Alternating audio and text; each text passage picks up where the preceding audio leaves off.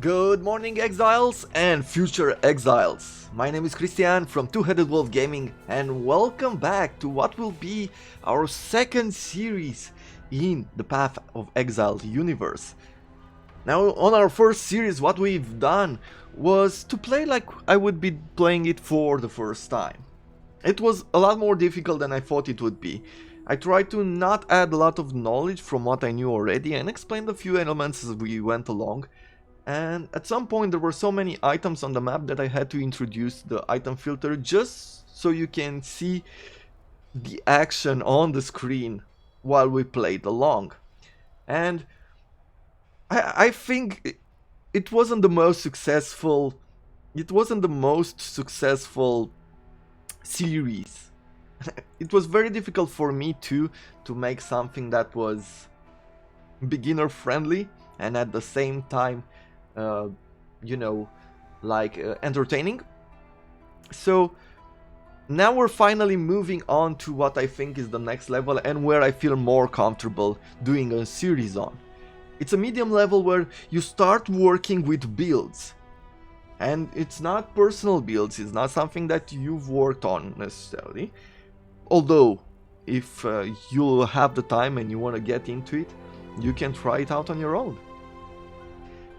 But there are many people who've made builds and posted them online. The community around Path of Exile is amazing, and I think that you'll have a more wonderful time playing these builds, trying to understand them, and with each league you'll get better and better.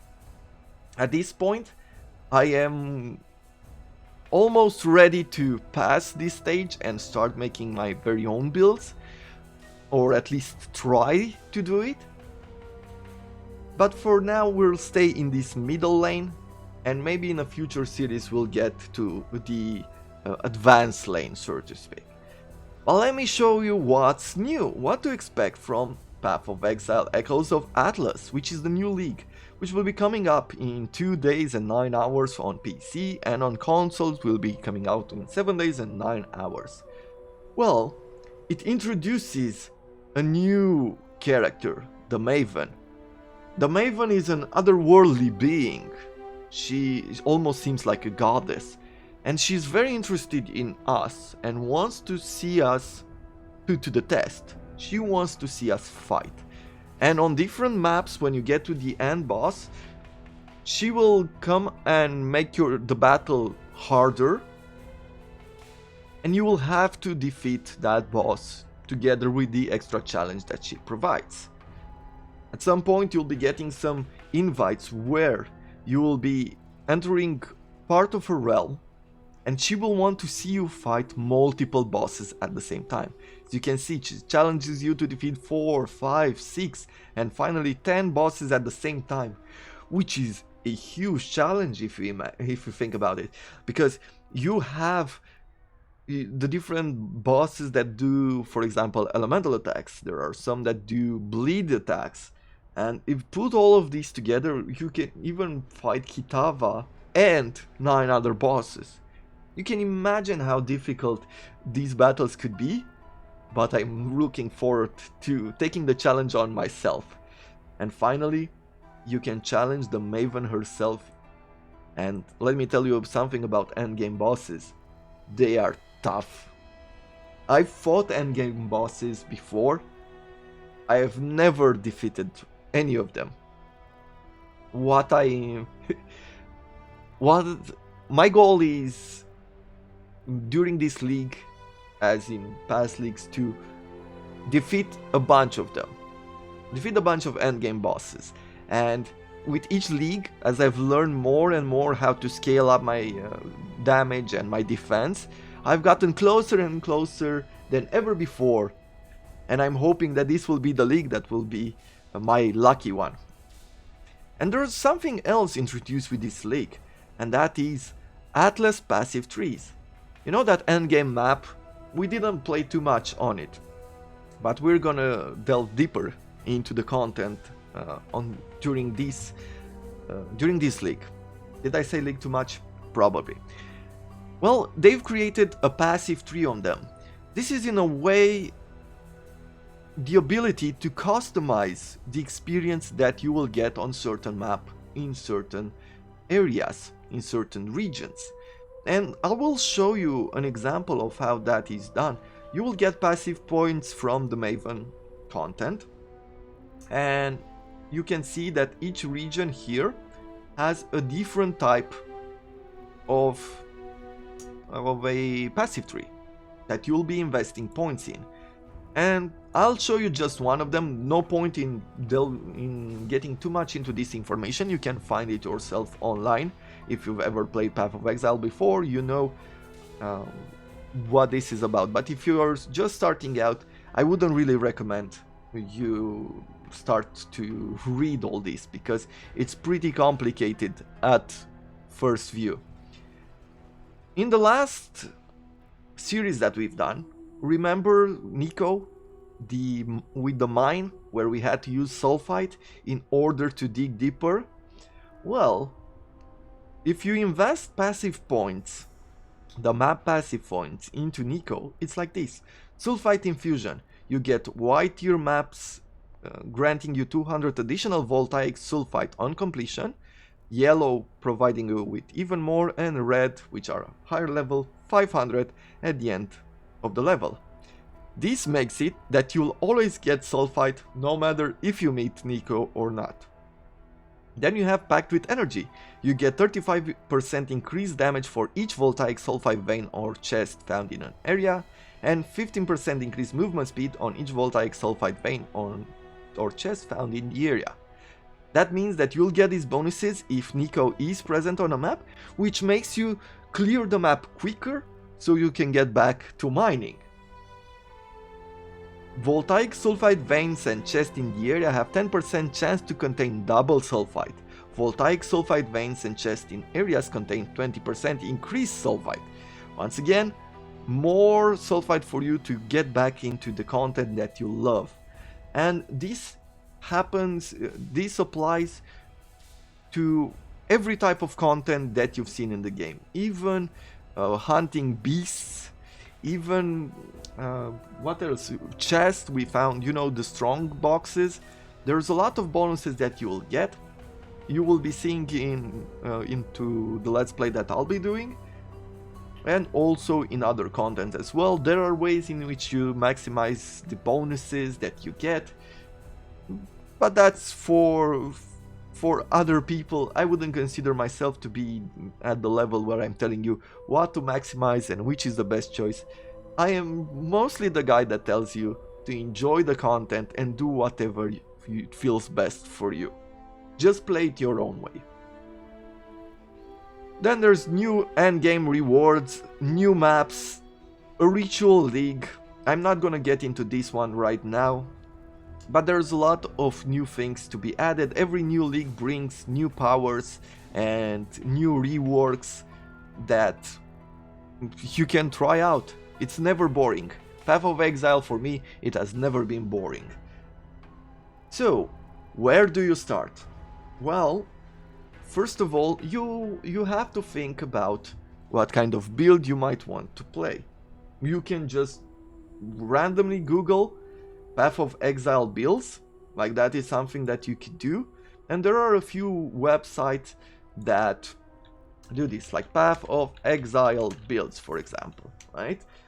And you will here find PoE builds, Poe-vault. This is the one I like the most, the Poe-vault. But you just go in, click on one of these, and you will find a guide to different builds, like what do you need, why it's important. And what you need to look for is this: pros and cons. There are builds that are advanced, that are difficult to play, and you will have to try different types to see if it's something that you enjoy. And there are builds that are easier to play. For example, this one, fun to play. Elementalist brings a niche playstyle through golems, relatively cheap gear, obtainable in SSF, solo self-founding link. So this is the one where you can't trade. Packs a lot of tank stats with good DPS. This is damage per second, so it has a good attack, and tank stats means you are strong. and you can take a lot of damage. Hardcore, SSF, and League Start viable. This is an element that you need to pay attention to. Let me go over the cons and then I'll explain League Start. Cons: not as good to level with Spellsinger as it used to be. Doesn't have utility defense due to lack of sockets. Okay, well, League Start. This is probably something that you should Google instead. So when you're looking for builds, Path of Exile, League Starter builds. Now you'll find many videos already online from some of the more advanced players in the Path of Exile community, and there are some they provide you with enough information to where you get started. What is a League Starter build? Well, whenever a new league starts, there's a market reset. Everybody starts from scratch. Nobody has any items, any currency. Everybody starts at the same line, right? Everybody has the same starting line. So if your build requires you to invest a lot of items, if your build requires you maybe a unique item that might be very rare, well, you won't be able to really create that build for a long time. You'll have to wait. Either you'll have to look for an item yourself and try to farm it, or you have to find other people which you can trade with for that particular item. Rare unique items, especially if they're very popular, the builds are very popular, will be very expensive. And you might not be able to afford it for a very long time. So people create League Starter builds. That means they don't require a lot of investment. That means that you can reach the end game and have it very easily scale up in both defense and offense, and it doesn't require a lot of investment, so you'll be able to reach further maps which have higher chances of giving you good items, which in turn you'll be able to throw in a chest and create a new character which will be able to use those items. So it's a bit of it's a League Starter. It's something to push all your other ideas along the way. It's to give you those basic items that you need in order to have yourself a good build, right? Okay, so where do you start from? Well, I decided I want to look for a build that would be a bit more simple and impressive at the same time. So I created a mage character. I decided to go with a witch. And I decided that the skill for this time, for this playthrough, will be Arc. Arc is a skill that you get pretty early on in the game. And it does this. It creates a lightning arc, and its stats are like this. You have the base damage. This is level up, and that's why you see the higher damage there. But it has a chance to shock enemies. Shocked enemies get more damage, receive more damage when you attack. Chain 5 times. That means it goes, whenever I hit an enemy with this arc, it will move to 5 more enemies. And this one increases with level as well. 50 more damage for each remaining chain. So the further it goes, the higher the damage. And 19 increased effect of lightning ailments, like shock. Okay, so this is the skill that I'm going for, and I put together these customizable items. I found her pretty cool like this. Slight demon with electric power. So I'm hoping that this will be a fun build to play. And so I looked for witch builds, and here is what I found. And we'll go through this build as it goes along. Omnipotent Arc Elementalist build guide. Strike your enemies with lightning. This one is a build that was created for Heist, that is the past league. There's many changes that have happened with the new league, and we'll have to read along and see what this is about. First of all, let me give a shout out and a thank you to TbXie. I think that's how you read it, TbXie.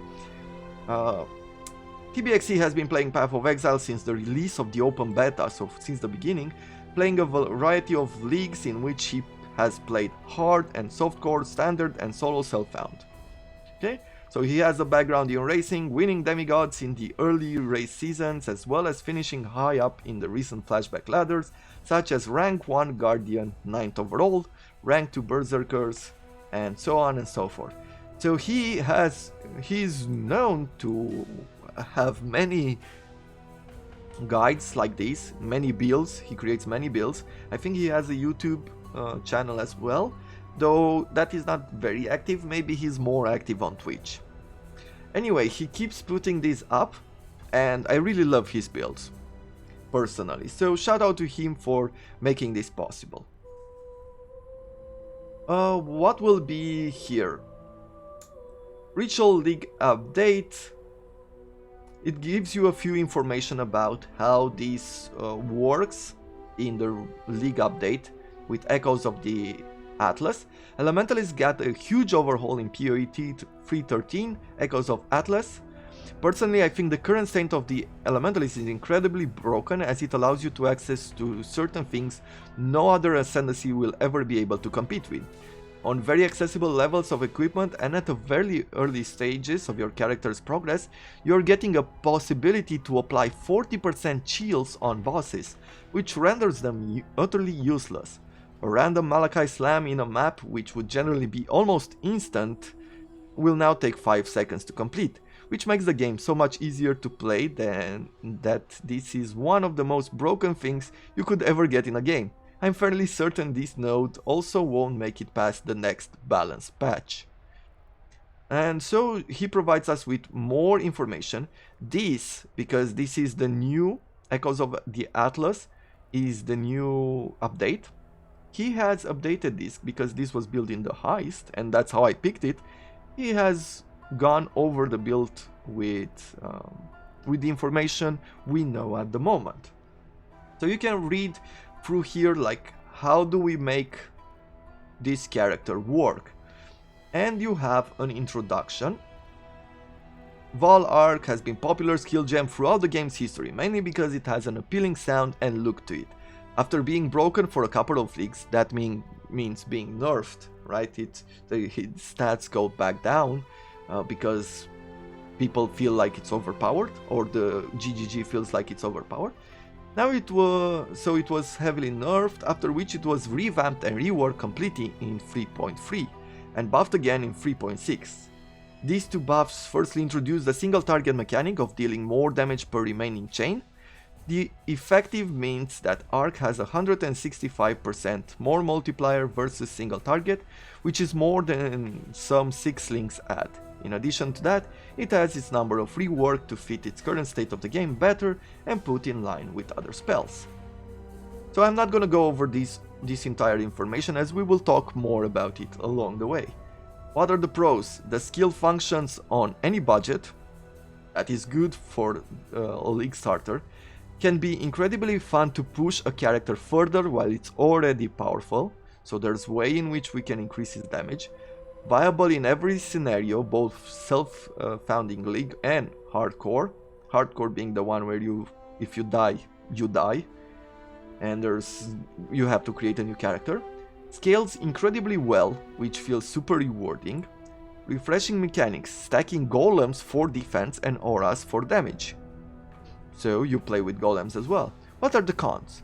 Pushing it to its full power level requires a decent amount of high-end gear, so there's something to look forward in the end of the game. Really likes Awakened Gems. Awakened Gems are some of the gems that you get from some of the endgame bosses, which can be hard to obtain. Can feel a little squishy at early stages of gear and levels, which means we will probably die a lot more early on. Then you have the playstyle, mechanics and strength, and it tells you like what items you might need for a particular auras or some of the items you will need. Passive skill free, and here is where we will use the path of building, but we'll see that later on. It tells you what ascendancy to use, what gems to use, and what gear they would recommend.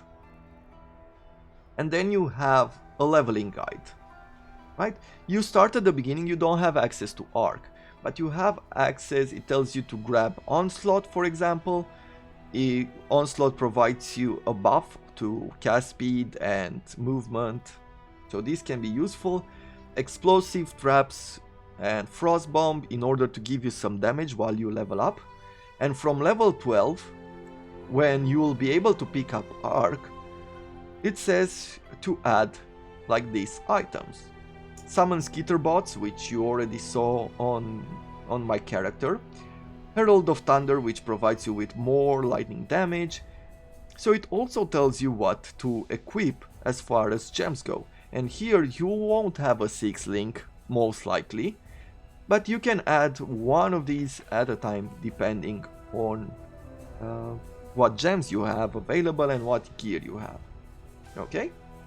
So this is what we start with. And then you look here what ascendancy you will be needing, you'll be working with. Okay?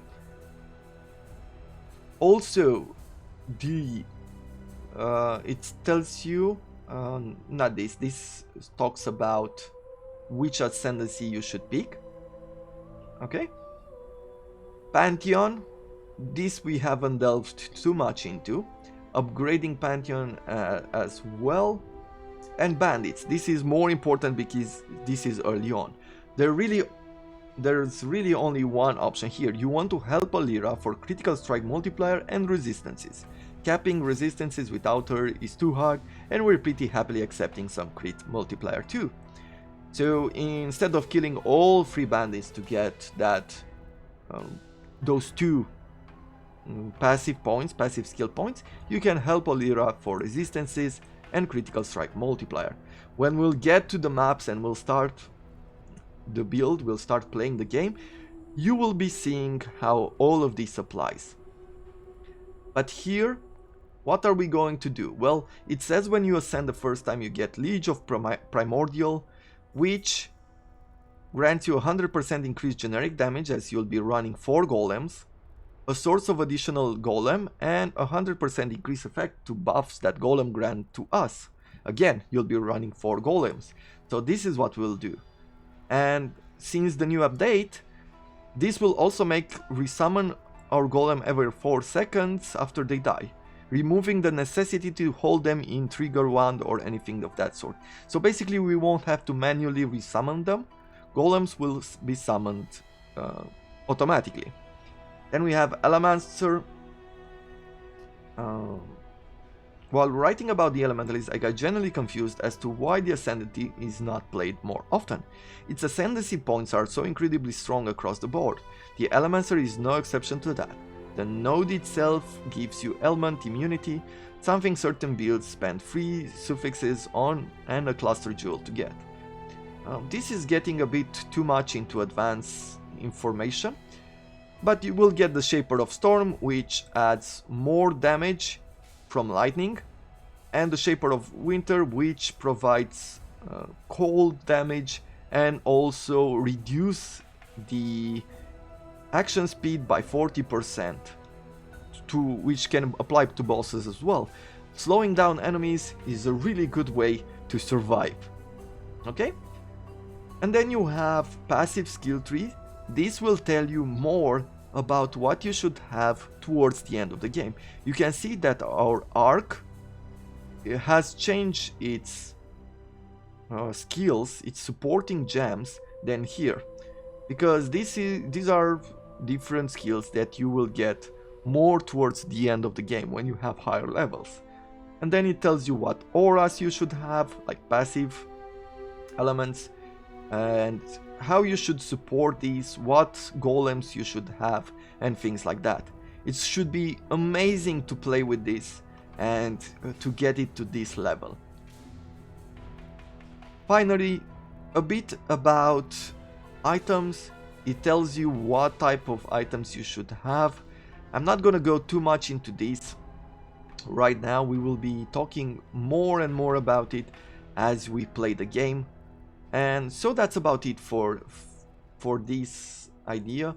If you found yourself maybe the bleed, let's say you liked the bleed archers build, we can go PoE bleed bow build and leave it at that. And you can see there's a bleed bow gladiator. So instead of having one of our rangers, it's a gladiator that you pick. And you can find, as I said, different builds. This is one on the Path of Exile website, and it tells you a few things. You have videos that you can open, pros and cons, high clear speed, insane single target DPS, tank, and cannot do physical reflect maps or bleeding maps or no bleeding maps, multiple shots to kill bosses that have more than one phase. And it shows you gear.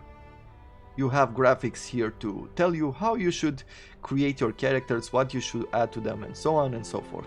So look for, if you already have a gear in mind, look for that as you play along. We are at the 26-minute mark. I'm just gonna go over two more things. Let me have a sip of coffee. Great. So, let's go over two more things. And the first one is the passive skill tree. There is such an app called, let's see, nope, that's just the link to it. Path of Building. So, this text is for an app called Path of Building. And let me turn on the Path of Building, which is this one. This is a third-party app that is constantly updated with Ascendancy and with the reworks of the passive skill in Path of Exile. You will be throwing here, like you can try to create your very own build. So you say that you will start with the basic stats, okay? And let's say that we will start, let's say that we start on this side, like we did with the ranger. Every point that you throw in, if you start as a ranger, it will be added and automatically calculated on the left. It shows you the maximum amounts of points, and you can go around and add points as you see fit, which in turn will calculate your damage and how things might go, if you have bleeding, if you have extra life and things like that. You can go to the skills tab and you can add extra skills here. Like you can say that you want to be playing with, what was that, rapture, not rapture, what was it with the chance to bleed? Let's say arc. Let's go with arc because we decided to go with the arc. So you add a skill gem arc, which you add the level to it, and all of these you will be using when adding items. So you can manually add different items and try to see how you can scale up your damage using different things. And in the end you can go here to calculation and it will show you all the information in regards to your build, also here on the left side. So this is a great tool for advanced players especially, as it can show you, they can make builds using this. But what you need to know is that you can import a build and have it guide you. So you take all of this information, for example, very quickly using the copy, and then you go back into your path of build, you click import, you paste it in here, and all of a sudden we have the path we should take as a mage, right, as a witch. Also with the ascendancy, which will have been reworked, Like this will be updated soon as well. But for now, here it is. So this is the way we should go. Sometimes there's a better guide for the first 10 levels, for example, and then the first 40 levels, and so on and so forth, depending on the build guide. Because sometimes you might want to add some points in this area early on, and then when you reach a higher level, and for example health is not necessary anymore, you might want to remove these points and add them somewhere else. Every build guide is different. You will have to see for yourself what is important and what is not, okay? And how to do it. So it shows us what skills to take, passive skills. You have here the skills being added and the way they are supported, right? And if you look here in your items, it will show you the recommended, so to speak, item for each slot. This can give you a pretty good idea of what you should add. This is in a way maximized. You don't need necessarily all of these. Just follow the guide and you will see what is necessary and what is not. They're usually pretty good. The guides are pretty good at explaining how to do certain builds and what you need. I'm not gonna go further into this. This is just a guide that you can use. So, leaving that aside, what are we going to look for is one more thing. Poe.trade. This is an item that you can use. Once again, it's a third-party app, and you can use this in order to trade. When a league is active, you'll have it here. Now most leagues are closed, so if I was to look in the highest league, I wanted one of these items. What were we looking for? A bow that had bleeding on it, right? That's what we were looking for in the last league. So I'm going here and I'm going to look for a bow. And let's say I don't know more than that. I'm just gonna look for a assassin bow, maybe. You pick how many sockets. Let's say I want minimum of 6 sockets. Links, let's say I don't care about, and maybe I wanted to do, let's see, is there bleeding here?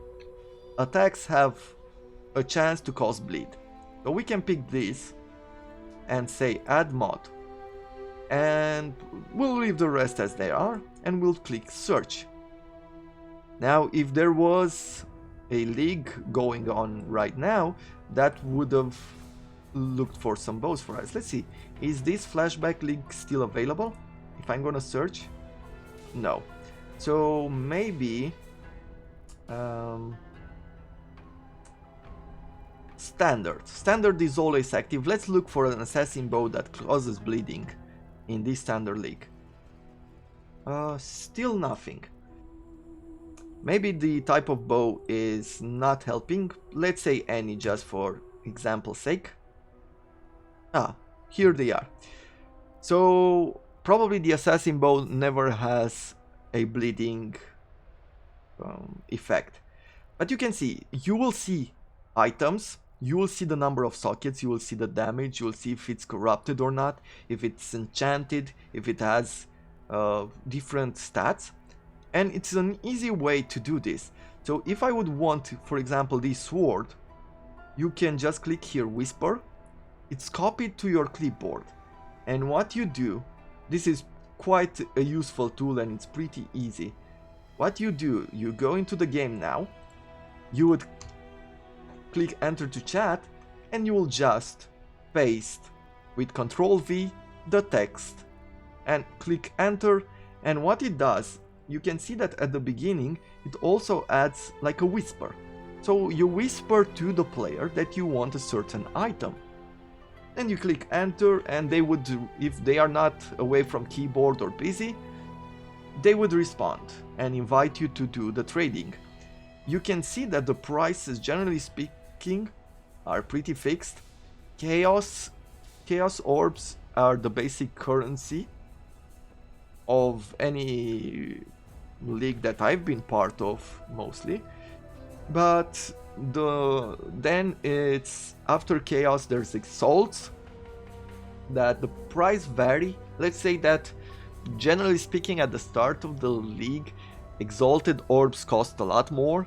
It averages down from my experience to somewhere where it's like 100 chaos, it's 1 exalt. And as the league goes along, I even saw it 1 exalt going down to 70 chaos, which is a pretty low price. I guess we'll keep it at this with the currency level. Remember that chaos orbs are pretty precious, don't waste them. Whenever you find them, don't waste them early on in the league, as you will be needing it to buy different items later on. And so that is about it right now, in regards to what we will be doing. I'm not sure if there's anything else. I know I've talked a lot, this is a lot of information, but I wanted to explain a few things to you because they will be useful as we play along when the league starts, as we do this let's play and we build our character and we try to level it up and really try to reach the end game as quickly as possible, and there are ways to do that, and I will be explaining them in the let's play. We will be following a guide. This is where I feel the medium level is at. If you've played Path of Exile at least once, or if you've even watched Path of Exile and this is your first time, if you are following a guide, you will be reaching way further ahead in the game than if you would do this on your own. You'll get more out of it, you will start understanding builds. There are many characters with many different skills, with many different builds that you can do. You can have summoners, you can have like these elementalists, there are bow builds, there are melee builds, there are so many that each league brings something new. I've never played a witch elementalist before, so I want to give this one a go. I do love this lightning effect, I find it very cool, so I'm looking forward to getting this started. I'm very excited to play Path of Exile again, and I hope you are too. I will be taking a break, making myself a coffee, and shut up now. I hope you are going to be joining me soon. For the moment, I thank you very much for watching, thank you for being part of the Two-Headed Wolf gaming channel, and I look forward to seeing you in 2, almost 3 days. Until then, I wish you all to have a wonderful end of the week.